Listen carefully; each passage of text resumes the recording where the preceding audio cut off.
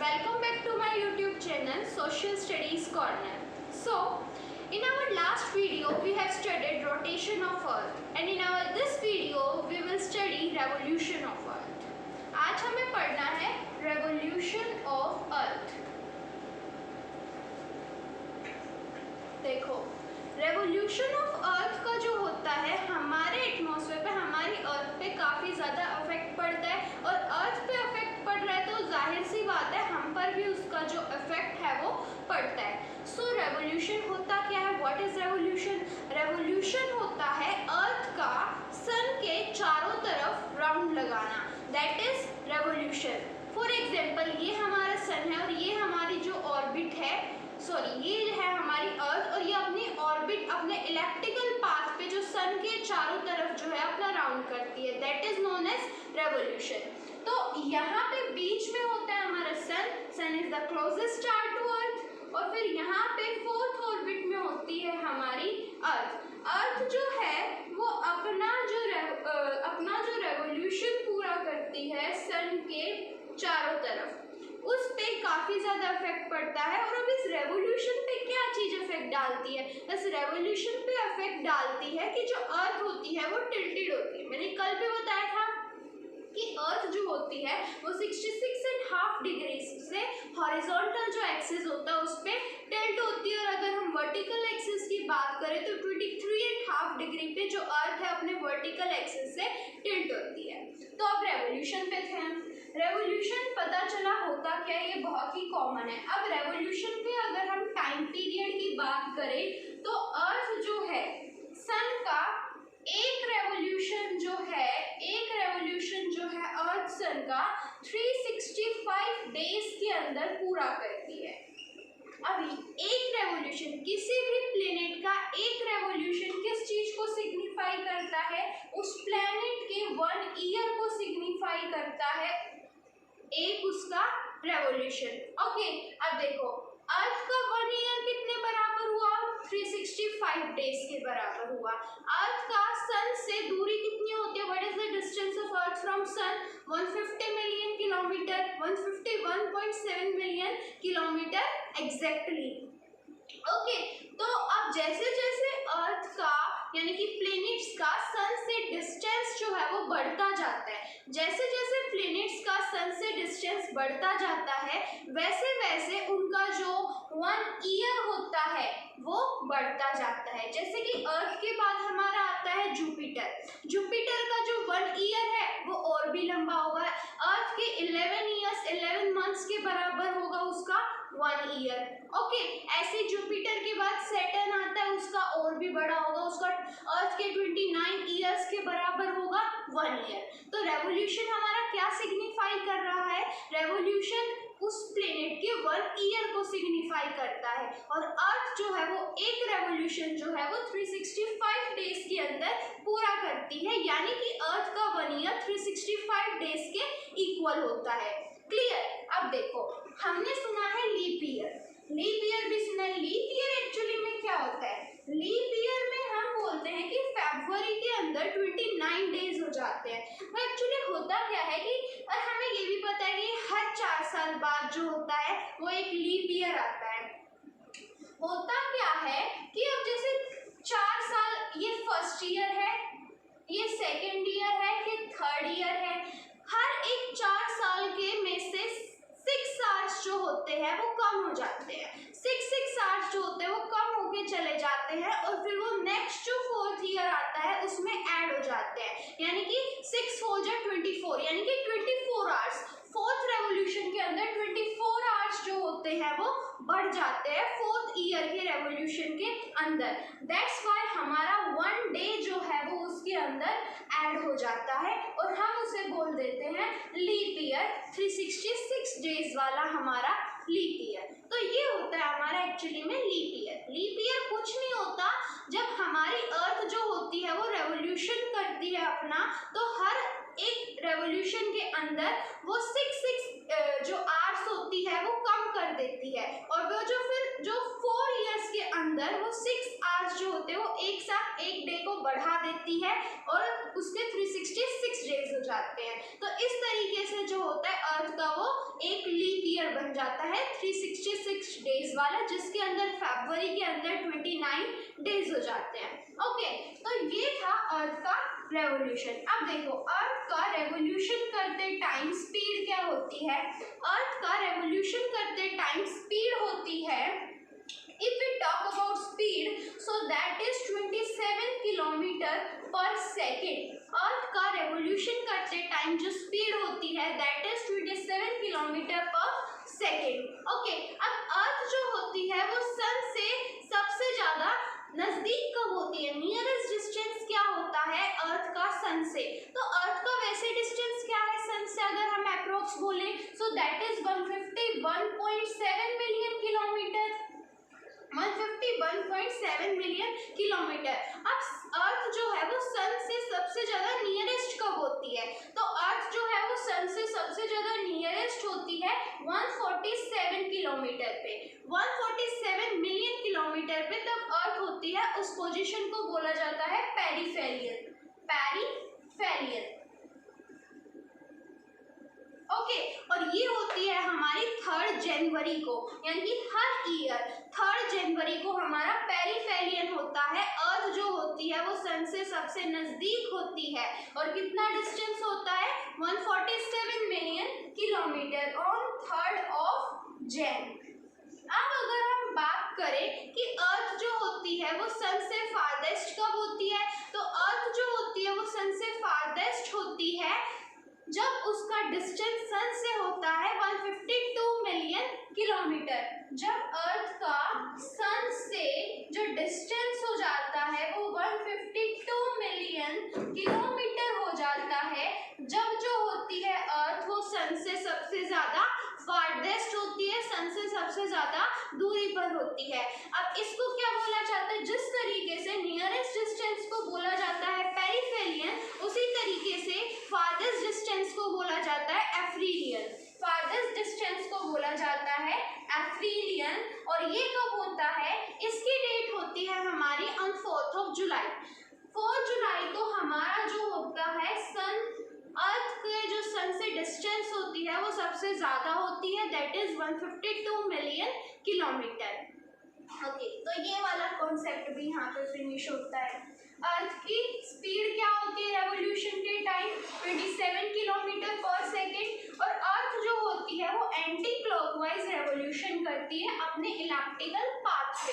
अर्थ जो होती है वो एंटी क्लॉकवाइज जो होती है अपनी रेवोल्यूशन करती है अपने ऑर्बिटल पाथ पे, और जो ऑर्बिटल पाथ होता है वो सन, हम देखो सन जो होता है वो कभी भी सोलर सिस्टम के बीच में नहीं होता, बिकॉज जो हमारी ऑर्बिट्स होती है वो कभी भी सर्कुलर नहीं होती, वो हमेशा इलेप्टिकल होती है। दैट्स वाई जो सन होता है वो कभी भी इसके बीच में नहीं होता है, हमारा सोलर सिस्टम के बीच में। ओके, तो ये हो गया। अब यहाँ पे रेवोल्यूशन के टाइम पे हमारी 2 टर्म्स हमें पढ़ने को मिलती है, एक होती है सोलेस्टॉइस और एक होती है इक्विनॉक्स। एक होती है हमारी सोलेस्टॉइस और एक होती है हमारी इक्विनॉक्स। अब ये सोलेस्टॉइस एंड इक्विनॉक्स क्या होते हैं। सोलेस्टॉइस हम उस बिहाफ पे देखते हैं कि हमारी अर्थ जो है वो सन से कब फारदेस्ट है और कब नियरेस्ट है। हमें इस टर्म की ज़रूरत क्यों पड़ी, हमें इस टर्म की ज़रूरत पड़ी बिकॉज जो अर्थ है वो टिल्ट होती है, अर्थ जो होती है वो टिल्ट होती है, दैट्स वाई हमें इस टर्म की जो है वो ज़रूरत पड़ी, क्योंकि अर्थ 66.5 डिग्री से टिल्ट होती है, इसलिए इक्विनॉक्स और सोलेस्टॉइस की जो है हमें ज़रूरत पड़ी। अब हम देखते हैं कि ये होते क्या है। तो हमने जो सोलेस्टॉइस जो हमने बनाए हुए हैं, जो हमने टर्म दी हुई है, वो किस चीज़ को दी हुई है, सोलेस्टॉइस। सोलेस्टॉइस हमने टर्म दी हुई है जब हमारी जो नॉर्दर्न हेमिस्फीयर होता है वो सन से सबसे ज़्यादा पास कब होता है, क्योंकि हमारी अर्थ जो है वो ऐसे है, ऐसे है, होना किसको ऐसे ऐसे चाहिए था, बट है कैसे वो ऐसे थोड़ी सी टिल्टेड। तो अब देखो, अब ऐसे होना चाहिए था, ऐसे, और यहाँ पे सन है तो यहाँ पे नॉर्दर्न हेमिस्फीयर और सदर्न हेमिस्फीयर की डिस्टेंस में वेरिएशन आएगी। अगर अगर ऐसे होते तो दोनों डिस्टेंस क्या होते, इक्वल होते, बट टिल्ट होने की वजह से यहाँ पे जो डिस्टेंस होती है उसके अंदर वेरिएशन आता है। दैट्स व्हाई यहाँ पे हमारा सोलेस्टोइस और इक्विनॉक्स होता है।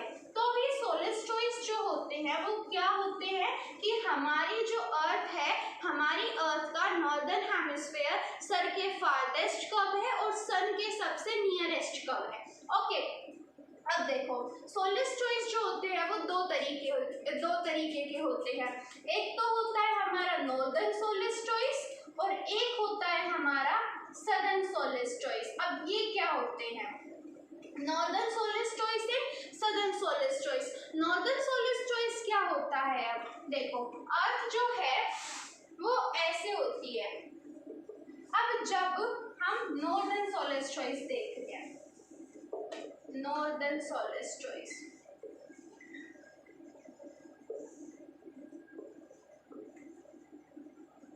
नॉर्दर्न सोलेस्टोइस, नॉर्दर्न सोलेस्टोइस कब होता है, नॉर्दर्न सोलेस्टोइस होता है ये हमारी जो अर्थ है वो टिल्टेड है। तो जब हमारा जो अर्थ है वो सन से सन के पास जब सबसे ज्यादा टिल्ट होगा, यानी कि सन की डायरेक्शन में जब वो नॉर्दर्न हेमिस्फीयर जब ज्यादा टिल्ट होगा उस टाइम पे होता है हमारा नॉर्दर्न सोलेस्टोइस। अब देखो ये हमारा सन है, ये हमारी अर्थ है, ये ऐसे टिल्टेड है, तो इस टाइम पे क्या है, ये सबसे ज्यादा इसका नॉर्दर्न हेमिस्फीयर सन की तरफ टिल्ट है और जो सदर्न हेमिस्फीयर है वो सन की ऑपोजिट डायरेक्शन के अंदर टिल्ट है। So we can say that northern hemisphere northern solstice कब होता है, when the tilt of northern hemisphere is maximum towards sun और the tilt of southern hemisphere is minimum towards sun. यानी कि जब नॉर्दर्न हेमिस्फीयर का जो टिल्ट होता है वो सबसे ज्यादा सन की तरफ होता है, या फिर अगर हम इसको अपोजिट करके बोल दे तो जो सदर्न हेमिस्फीयर होता है उसका जो टिल्ट होता है वो सन से मिनिमम होता है। यानी कि नॉर्दर्न हेमिस्फीयर का जो डिस्टेंस होता है सन से वो ज्यादा होता है और सदर्न हेमिस्फीयर नॉर्दर्न हेमिस्फीयर का जो डिस्टेंस होता है वो कम होता है और जो सदर्न हेमिस्फीयर का डिस्टेंस होता है वो ज्यादा होता है। अब देखो जाहिर सी बात है जब नॉर्दर्न हेमिस्फीयर सन की तरफ ज्यादा टिल्ट होगा तो जो डिस्टेंस है ये कम हो जाएगी और सदर्न जो हेमिस्फीयर है वो सन से कम टिल्ट है तो ये जो डिस्टेंस है वो बढ़ जाएगी। तो ये होती है अर्थ की position at the time of northern solstice. Okay, अब हम खुद इमेजिन करेंगे अगर हमारा ये सन है और इस तरफ अगर हमारी जो अर्थ है वो ऐसे टिल्ट है तो यहाँ पे जो नॉर्दर्न हेमिस्फीयर पे सन की रेज जो होंगी वो ज्यादा आएंगी, सन की रेज जो होंगी नॉर्दर्न हेमिस्फीयर पे वो ज्यादा आएंगी, यानी कि यहाँ पे हमारा नॉर्दर्न हेमिस्फीयर क्या होगा, इस टाइम पे हॉट होगा, यहाँ पे ज्यादा गर्मी होगी। नॉर्दर्न सोलेस्टोइस के टाइम पे सबसे ज्यादा जो सन की रेज आती है वो आती है ट्रॉपिक ऑफ कैंसर पे। दैट्स व्हाई ये वाला रीजन जो होता है वो सबसे ज्यादा हॉट हो जाता है। अब इसका टाइम पीरियड क्या होता है, देखो हम इंडिया में हमारा जो ट्रॉपिक ऑफ कैंसर है वो नॉर्दर्न इंडिया को 2 इक्वल पार्ट्स के अंदर डिवाइड करता है और नॉर्दर्न हेमिस्फीयर के अंदर, यानी कि हमारे ऊपर नॉर्दर्न सोलेस्टोइस का इफेक्ट पड़ेगा। कब पड़ेगा, जब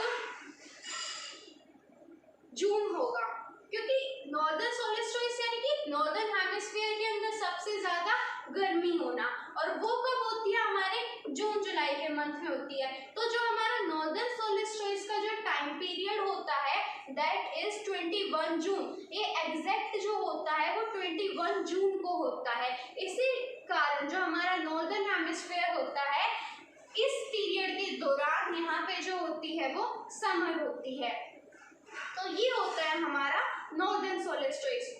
एक बार फिर से, नॉर्दर्न सोलेस्टोइस क्या होता है, नॉर्दर्न सोलेस्टोइस जब होता है जब हमारी जो अर्थ की जो टिल्टेडनेस होती है वो नॉर्दर्न हेमिस्फीयर की सन की तरफ ज्यादा होती है और सदर्न हेमिस्फीयर की सन की तरफ कम होती है, यानी कि जो हमारा नॉर्दर्न हेमिस्फीयर है उसका डिस्टेंस जो होता है वो सन से कम होता है और सदर्न हेमिस्फीयर का ज्यादा होता है। अब नॉर्दर्न हेमिस्फीयर का सन से डिस्टेंस कम हो रहा है, यानी कि यहाँ पे जो है सन की रेज ज्यादा आ रही है, तो ट्रॉपिक ऑफ कैंसर वाले जो रीजन होते हैं यहाँ पे समर हो जाती है, यहाँ पे बहुत ज्यादा हॉट होता है और इसका जो डेट होती है दैट इज 21 जून। ये होता है हमारा नॉर्दर्न सोलेस्टोइस। अब हम पढ़ेंगे सदर्न सोलेस्टोइस। सदर्न सोलेस्टोइस क्या होता है,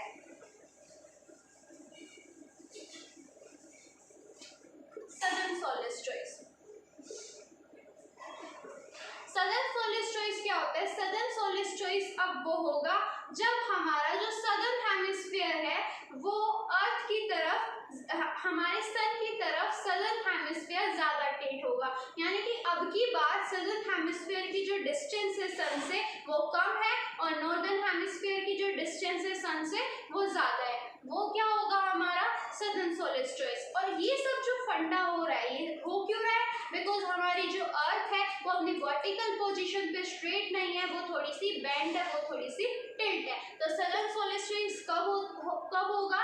जब हमारा सदर्न हेमिस्फीयर जो है वो सन की तरफ ज्यादा टिल्ट होगा और जो नॉर्दर्न हेमिस्फीयर है वो सन की तरफ कम टिल्ट होगा, यानी कि सदर्न हेमिस्फीयर की जो डिस्टेंस है सन से वो कम होगी और नॉर्दर्न हेमिस्फीयर की जो डिस्टेंस है सन से वो ज्यादा होगी। उस टाइम पे होगा हमारा सदर्न सोलिस्टिस। अब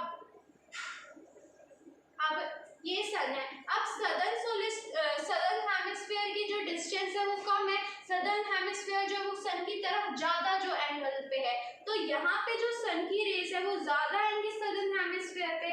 अब इस टाइम पे क्या होता है कि जो ट्रॉपिक ऑफ कैप्रिकॉर्न होता है वहाँ पे डायरेक्ट सन की रेस पड़ती है और यहाँ पे जो होती है समर हो जाती है इस टाइम पे। तो सदर्न सोलिस्टिस की वजह से नॉर्थ में विंटर सी हो जाती है और यहाँ पे क्या हो जाता है? समर हो जाता है। और इसका जो टाइम पीरियड होता है वो होता है हमारा 22 दिसंबर।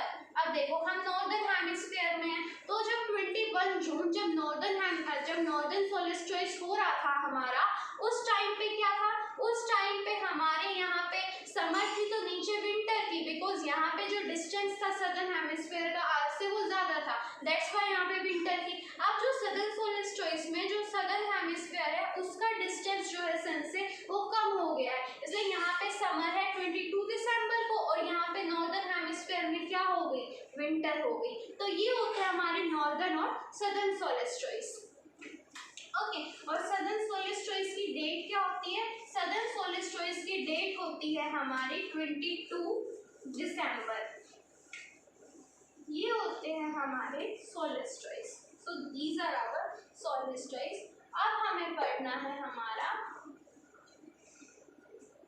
इक्विनॉक्स। तो इक्विनॉक्स क्या होता है?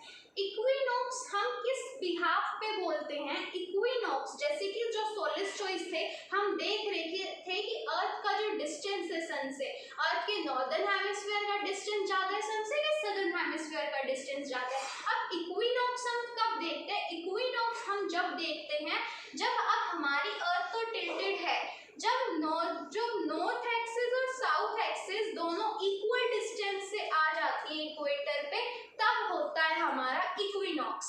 तब होता है हमारा इक्विनॉक्स। और ये जो है ये दोनों सोलिस्टिस के बीच के अंदर होता है हमारा इक्विनॉक्स। इक्विनॉक्स क्या होता है?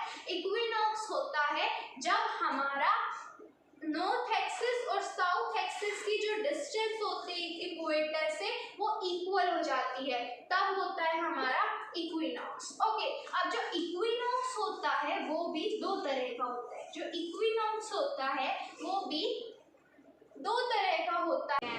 The very first is spring equinox and the second one is autumn equinox.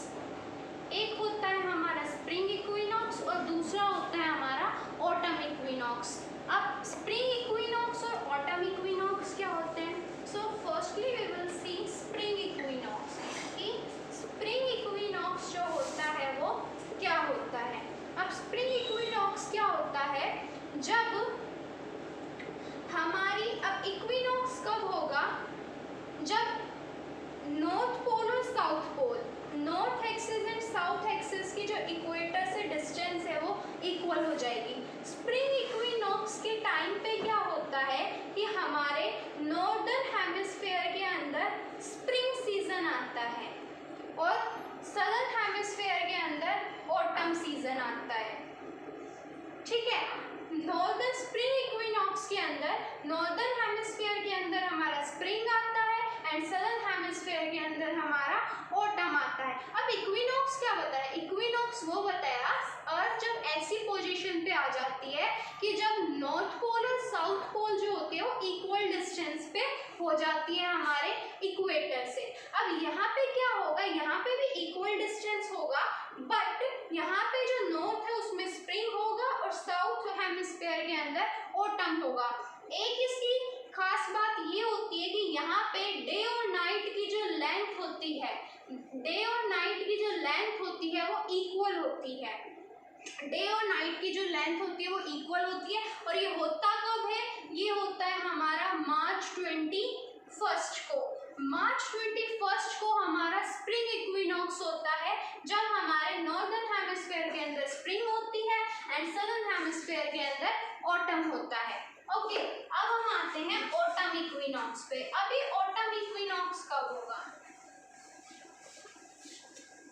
Autumn equinox क्या होता है? ऑटम इक्विनॉक्स होता है वो इक्विनॉक्स यानी कि हमारे north pole and south pole की जो डिस्टेंस है इक्वेटर से वो इक्वल होगी और हमारे सदर्न हेमिस्फीयर के अंदर क्या होगा? हमारे सदर्न हेमिस्फीयर के अंदर स्प्रिंग होगा और नॉर्दर्न हेमिस्फीयर के अंदर ऑटम होगा। वो होता है हमारा ऑटम इक्विनॉक्स। यानी कि हमने नॉर्दर्न हेमिस्फीयर के बिहाफ पे हमने इसको डिवाइड किया गया है। जब नॉर्दर्न हेमिस्फीयर में स्प्रिंग होगा तो स्प्रिंग इक्विनॉक्स, और जब सदर्न हेमिस्फीयर के अंदर और जब नॉर्दर्न हेमिस्फीयर के अंदर ऑटम होगा तो ऑटम इक्विनॉक्स। यानी कि और अगर हमें सदर्न हेमिस्फीयर का निकालना है तो उससे अपोजिट हो जाएगा। अब ऑटम इक्विनॉक्स और स्प्रिंग इक्विनॉक्स। अब जो ऑटम इक्विनॉक्स होता है उसमें भी जो डे और नाइट की जो लेंथ होती है, डे और नाइट की जो लेंथ होती है वो इक्वल होती है। एंड ये जो होता है इसका जो टाइम होता है वो होता है 23 सितंबर का। 23 सितंबर को जो है हमारा ऑटम इक्विनॉक्स होते हैं। तो ये होते हैं हमारे दो टाइप के इक्विनॉक्सेस जो कि अर्थ जब रेवोल्यूशन करती है तो उस टाइम पे हमें ये देखने को मिलता है। इसके कारण जो होते हैं हमारे सीजन इफेक्ट होते हैं। अब हमने साफ साफ देख लिया कि हमारे रेवोल्यूशन का हमारे क्लाइमेट पे कितना ज़्यादा जो है इफेक्ट है, how much it effect our atmosphere. So अब देखो रेवोल्यूशन इतना ही है। अब यहाँ पे हमारा सन है, यहाँ हम 4 पोजीशन मानते हैं हमारी अर्थ की, एक यहाँ पे, एक यहाँ पे, एक यहाँ पे और एक यहाँ पे। अब देखो मैंने बताया था कि जब सोलिस्टर्स होते हैं तो सोलिस्टर्स के बीच में इक्विनॉक्स होते हैं, सो हम इनको मान लेते हैं इक्विनॉक्स। और ये दो हमारे क्या हो गए? ये दो हो गए हमारे solstices and this one is also solstices. Okay, अब देखो ये सोलिस्टर्स है तो हम इसको मान लेते हैं 21 जून वाला सोलिस्टर्स। ये हमारा इक्विनॉक्स है तो हम इसको मान लेते हैं 21 मार्च वाला इक्विनॉक्स। ये भी हमारा सोलिस्टर्स है, इसको हम मान लेते हैं कौन सा वाला? 22 दिसंबर वाला हमारा सोलिस्टर्स। और ये अभी हम अब ये तो ऑर्डर गलत हो गया ना, तो हमें ये वाला 21 जून वाला मानना चाहिए, 21 जून वाला, और ये वाला होगा हमारा 22 दिसंबर वाला।